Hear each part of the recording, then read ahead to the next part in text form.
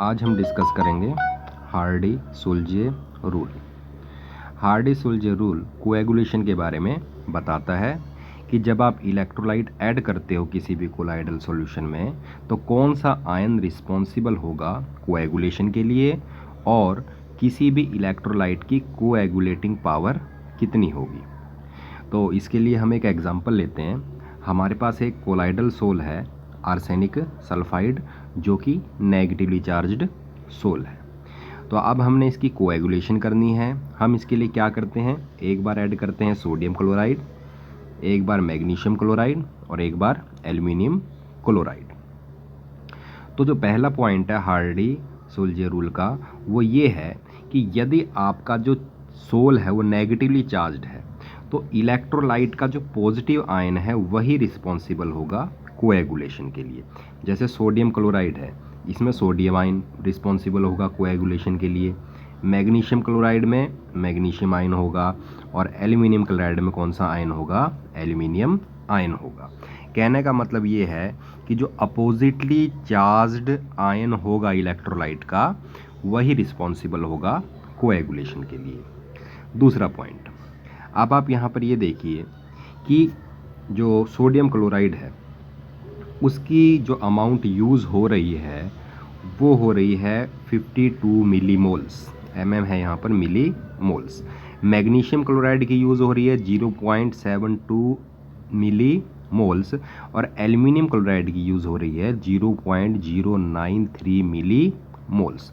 तो आप ये देखिए जो अमाउंट है कोएगुलेटिंग वैल्यू है जो वो क्या होती जा रही है, धीरे धीरे कम होती जा रही है। ठीक है, जो एल्युमिनियम क्लोराइड है उसकी केवल 0.093 मिलीमोल्स ही यूज़ होगी आर्सेनिक सल्फाइड की क्या करने के लिए, कोएगुलेशन के लिए।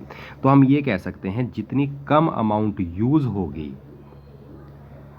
कोएगुलेटिंग आयन की उसकी पावर उतनी ही ज़्यादा होगी। ठीक है, तो हम यहाँ पर कह सकते हैं कि जो एल्युमिनियम क्लोराइड है इसकी पावर सबसे ज़्यादा है कोएगुलेशन के लिए, किसकी, आर्सेनिक सल्फाइड की, क्योंकि इसकी बहुत कम अमाउंट यूज़ हो रही है। ठीक है, अब आप यहाँ पर चार्ज देखिए, जो रिस्पॉन्सिबल है आयन कोएगुलेशन के लिए सोडियम आयन उस पर चार्ज है +1, मैग्नीशियम पे है +2 और एल्युमिनियम पे कितना है, +3 है। ठीक है, तो यहाँ पर भी एक सीधी बात पता चलती है कि जितना ज़्यादा चार्ज होगा आपके आयन पे उसकी कोएगुलेटिंग वैल्यू उतनी ही कम होगी या फिर कह सकते हैं उसकी पावर उतनी ही ज़्यादा होगी। तो चलिए अब हम इसके जो ये रूल है इसके जो पॉइंट्स हैं इनको समराइज़ कर देते हैं। जो फर्स्ट पॉइंट है वो ये है कि effective ion of the electrolyte, effective ion का मतलब जो कोएगुलेशन करेगा, which is responsible for the coagulation carry opposite charge.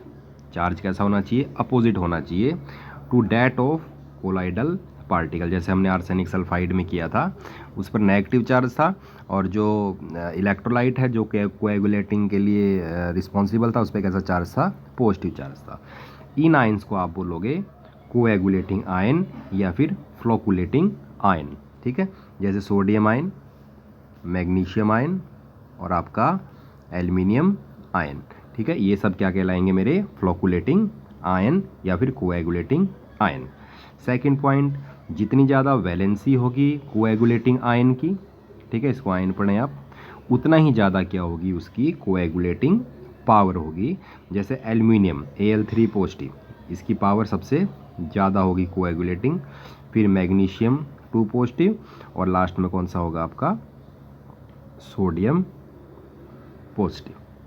ठीक है, तो ये आपके 2 पॉइंट्स थे हार्डी-सुलजे रूल के।